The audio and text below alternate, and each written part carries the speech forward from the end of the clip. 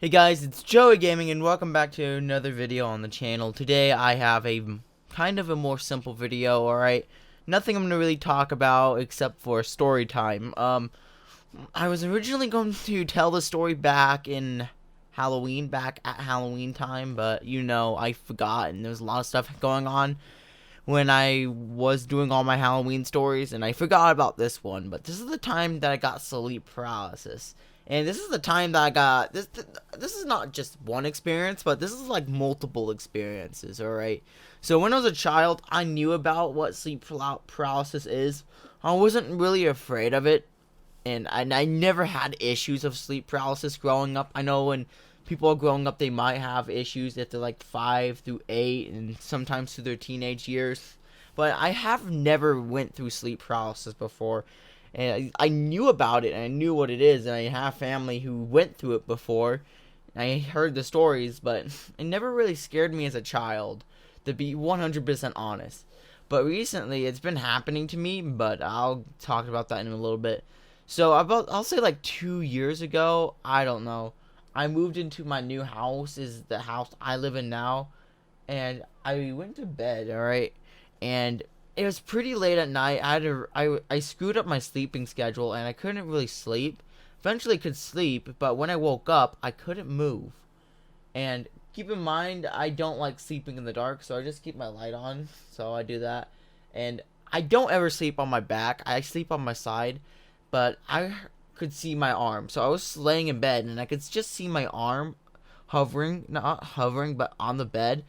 And I was tired, and I felt something weird on my body. I wasn't sure what it was. It felt numb, dude. All right, you know when when you sleep on your arm, your leg, or something, and you wake up the next day, and you wake up and you can't feel it. It feels very numb, and then a few minutes later, it's blood, and there's no blood over there, so it feels very numb. You get the point. I had that feeling, and I couldn't really move my arm. It was like, uh-oh.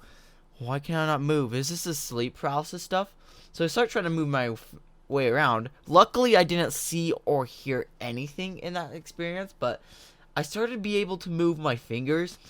And I started moving my fingers. You can't see it right now, but I'm actually moving my fingers a little bit. But I started moving my fingers a little bit, and suddenly starting to get more and more control. And suddenly I was able to move my hand and my arm. And then I was able to move my feet and woke up like, whoa, that was strange. Was that sleep paralysis? And that happened. And didn't happen again until another 2 weeks. And it happened a few more times. But this one time I did hear whispers. And it was pretty scary at the time, dude. Alright, I was laying in bed. And then everything happened again. I was like, oh, shoot.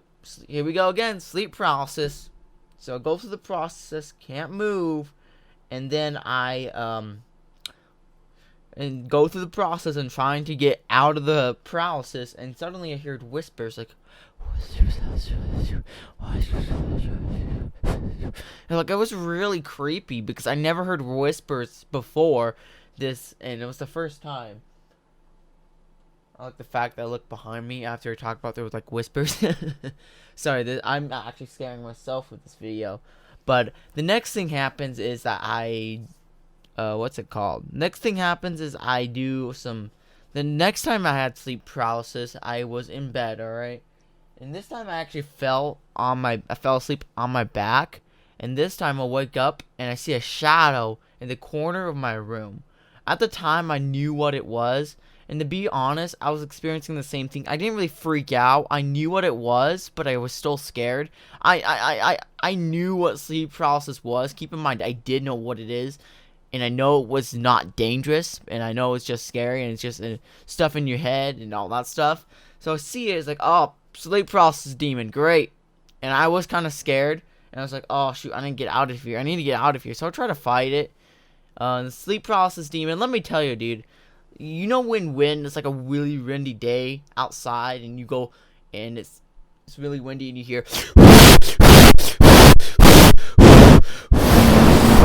I was hearing that, and it sounded like very windy and stuff, and I couldn't really see, and I could see this like shadow, like wavy. All right, I don't know if it was floating, but it was like this shadow man, and he had like greenish bluish eyes. really kind of freaked me out.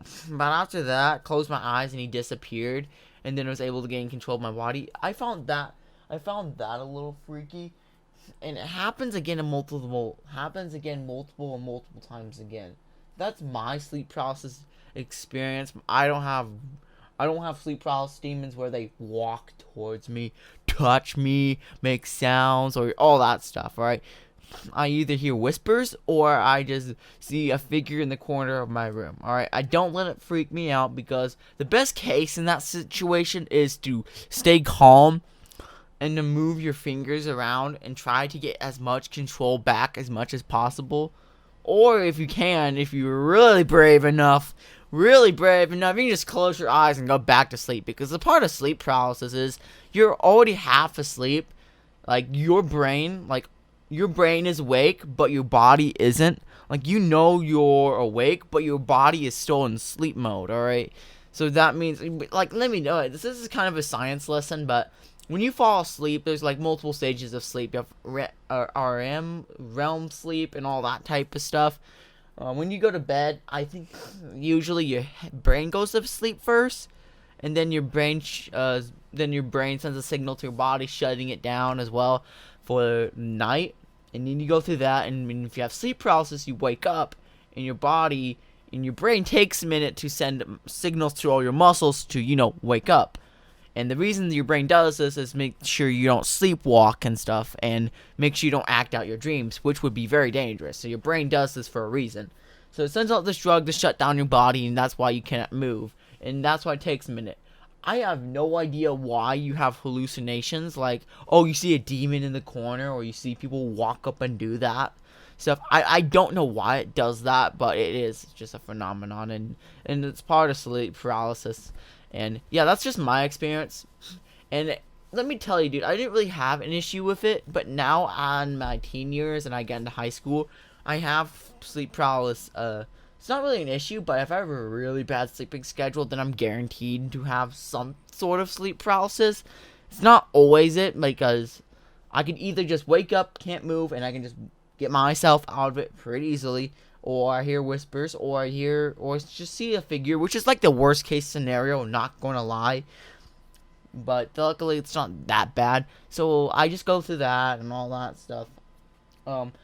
But if something is changing my life, let's say there's been a schedule's change. Let's say that I'm going through school. Let's say school's about to go out in the summertime, and after 2 weeks of being out of school, my body will detect a new schedule and form a new schedule in my brain, and then I'll get new dreams and stuff, and I'll get dreams. So if every year, guys, at school, every time I go to school and I graduate, or not graduate, but if I go to not summer school, but if I go out on summer break and stuff, I do get dreams about school and dreams and all that stuff, and I don't know, just get some weird dreams sometimes after that time, and that happens because of schedule changes and changes in your life and all that stuff. So the next thing that happens is that if that happens, I do get sleep paralysis, and it can happen if I'm going back in school.